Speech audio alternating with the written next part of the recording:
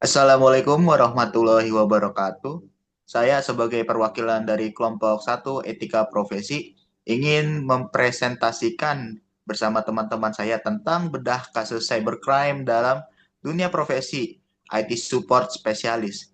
Eh, di sini juga khususnya yang kami bedah kasusnya tersebut tentang unauthorized access atau akses yang tidak dikenal.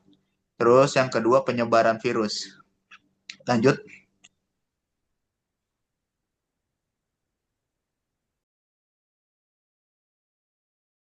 Sebelum kita masuk ke materi, kita ingin memperkenalkan lagi nama-nama teman-teman dari kelompok saya. Saya sebagai Ketua Noval Fahriza, terus ada anggota saya Muhammad Habli Nasrullah, Farid Nugraha Wijaya, dan Ananda Rahman Hakim. Lanjut. Nah, di sini saya ingin menjelaskan sedikit lagi tentang IT support spesialis. Jadi, IT support spesialis itu bertanggung jawab atas dukungan teknis TI atau teknologi informasi dan pemeliharaan sistem dari sebuah perusahaan. Lalu mengelola perangkat keras, perangkat lunak, jaringan, dan keamanan dasar. Selain itu juga IT support ini dia itu sebagai garis depan dalam respon insiden keamanan cyber. Jadi di sini keseluruhannya itu IT support spesialis itu dia untuk poin pertama nih ya bertanggung jawab atas dukungan teknis TI itu dia seperti jantung dalam sebuah perusahaan atau mungkin dia kayak organ penting gitulah. Jadi dia itu berperan dalam menanggulangi masalah-masalah yang ada dalam perusahaan itu sebagai garis depannya. Lalu dia juga mengelola perangkat keras, perangkat lunak, jaringan dan keamanan dasar. Keamanan dasar ini dia itu seperti ini yang akan kita bahas hari ini tentang unauthorized access dan penyebaran virus. Nah, yang ketiga ini menjadi garis depan dalam respon insiden keamanan cyber. Nah, mereka juga berperan penting ya dalam keamanan cyber sebuah perusahaan dari dua kasus yang kita akan bedah nanti. Next.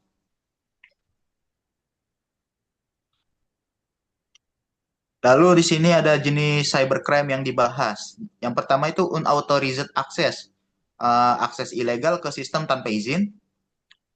Lalu yang kedua ada penyebaran virus atau malware, termasuk ransomware yang menginfeksi dan mengenkripsi data. Saya akan sedikit menjelaskan tentang cybercrime yang akan dibahas oleh kita sekarang ini.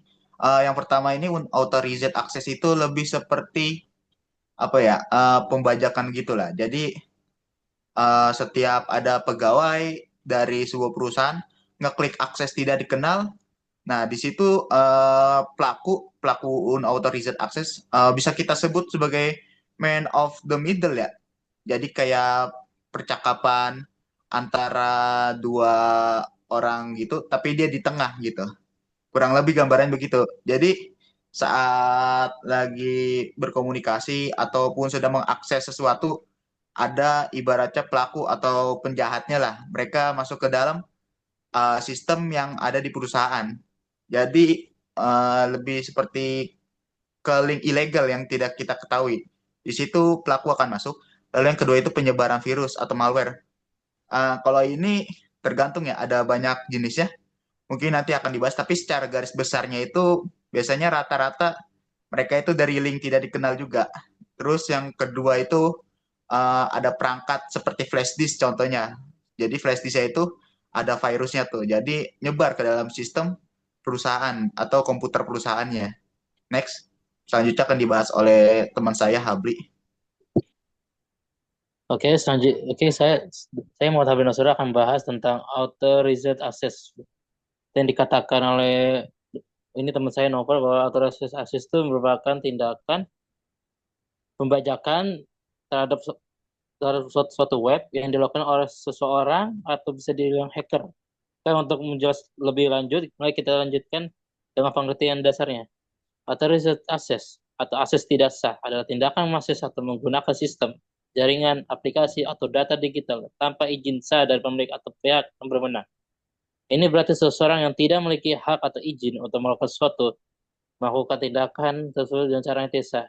Lebih ibarat tuh kayak mencuri mencuri data tuh mau terobos masuk WhatsApp atau aplikasi seseorang yang memiliki tingkat keamanan yang lumayan tinggi, tapi dia memiliki mungkin di web tersebut tuh ada celahnya. Jadi orang tersebut bisa masuk web itu dengan mudah.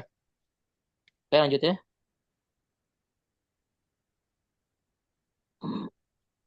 Yang kedua tuh penyebaran virus atau malware. Punya virus itu banyak caranya. Apa ya? Menyebar itu memiliki banyak cara. Bisa diantar kayak sebelumnya pakai hard disk atau USB atau apa itu, atau enggak dari ini, dari sistem atau kiriman orang kayak message email, link atau yang lain. Oke, saya bahas malware merupakan perangkat lunak yang bekerja dengan memasuki komputer tanpa perizinan serta dapat menyebabkan kerusakan pada sistem, server, dan jaringan komputer. Malware merupakan gabungan dari kata malicious yang berarti jahat atau berbahaya dan software yang berarti perangkat lunak. Lebih buruk, malware dapat melakukan pencurian data dan informasi tersimpan dalam komputer serta menjadi pintu belakang masuk ke hacker. Jadi berarti itu penyebab virus itu atau malware itu bisa memiliki dua sifat, antara niatnya untuk mengambil data orang atau hanya untuk merusak data seseorang tersebut. Jadi kita bisa anggap kalau penyebar virus malware itu bisa disengaja oleh orang atau dikirim ataupun nggak sengaja atau yang sengaja dikirim aja untuk merusak sistem. Oke, selanjutnya akan dibahas dengan materi selanjutnya dibahas oleh teman saya itu Ananda Rahman Hakim.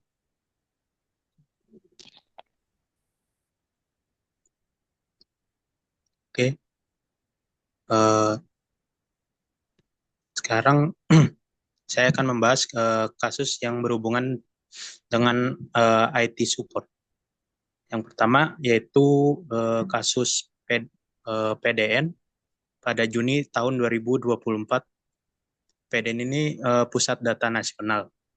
Pada saat itu PDN terkena serangan ransomware Lockbit 3.0. Dampak serangan Lockbit ini yaitu gangguan lebih dari 230 instansi, termasuk imigrasi dan layanan publik. Jadi instansi yang terkena ini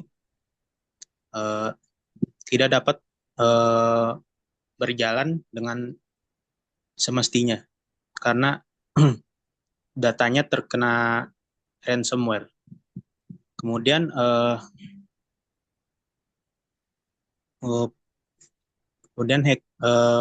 yang orang yang menyerang PDN ini meminta tebusan sebesar sekitar 8 juta US dollar, namun tidak dibayar.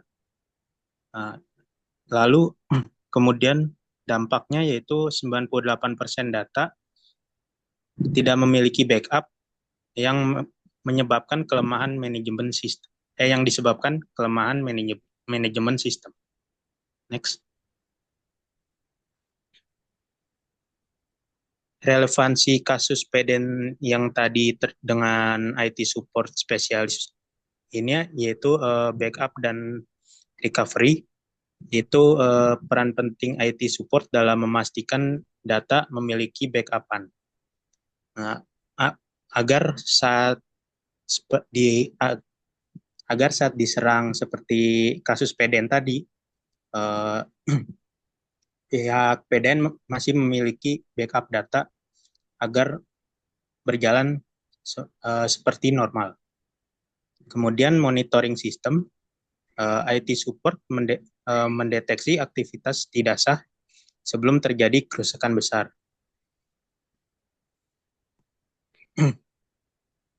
Jadi IT support ini berperan untuk mendeteksi jika ada aktivitas yang tidak normal sebelum terjadi kerusakan, sebelum terjadi serangan malware atau ransomware. Kemudian ketersediaan layanan IT support ini menjaga uptime sistem agar instansi tetap berfungsi seperti biasanya. Next. Oke, Next case-nya itu BSI waktu Mei 2023. BSI ini pernah kena ransomware juga, Lockbit, yang nyerang sistem perbankannya atau servernya. Dampaknya itu orang-orang yang saat ingin deposit ataupun narik tunai nggak bisa tuh selama beberapa hari karena serangan ransomware Lockbit ini. Diduga kebocoran data itu sehingga 1,5 terabyte termasuk data pengguna sama kredensial. Itu data pengguna, data pribadinya bank juga itu termasuk yang diambil oleh hackernya. Lalu hackernya itu mencoba meminta tebusan sebesar 255,6 miliar, tetapi tidak dibayar. Soalnya data yang dijual udah ditaruh di dark web. Jadi sekalipun dibayarkan juga datanya udah kesebar, udah nggak mungkin. Lalu yaitu ada pelanggaran UU ITE. Ada di sini ada 3 pelanggaran UU ITE-nya, yaitu pasal 30 tentang akses ilegal ke sistem elektronik, pasal 33 yaitu gangguan terhadap sistem elektronik dengan malware atau ransomware, lalu yang terakhir yaitu pasal 32 dan 34 perusakan dan penyebaran data tanpa izin. Lalu yaitu ada pembelajaran dan tindakan pencegahan. Yang pertama yaitu lakukan backup secara berkala dan uji proses recovery. Lalu terapkan prinsip less privilege pada akses pengguna. Lalu gunakan antivirus, firewall, dan sistem pemantauan aktif. Lalu yang terakhir yaitu simulasikan pelatihan respon insiden secara berkala. Itulah yang apa yang kita dipaparkan oleh teman-teman saya dari kelompok 1 ya. Jadi kesimpulan keseluruhannya itu garis besarnya setiap kasus-kasus yang ada di dalam kita yang bahas ini, di dalam PPT yang kita bahas ini, lebih ke merujuk pasal 30, 32, 33, dan 34 ITE. Kurang lebih secara garis besarnya semua permasalahan itu tuh hampir berrelevansi lah. Jadi ibaratnya 2 kasus ini sama-sama terhubung ya. Jadi gak ada lah ibaratnya beda-beda gitu. Jadi benar-benar terhubung dari unauthorized access dan juga penyebaran virusnya.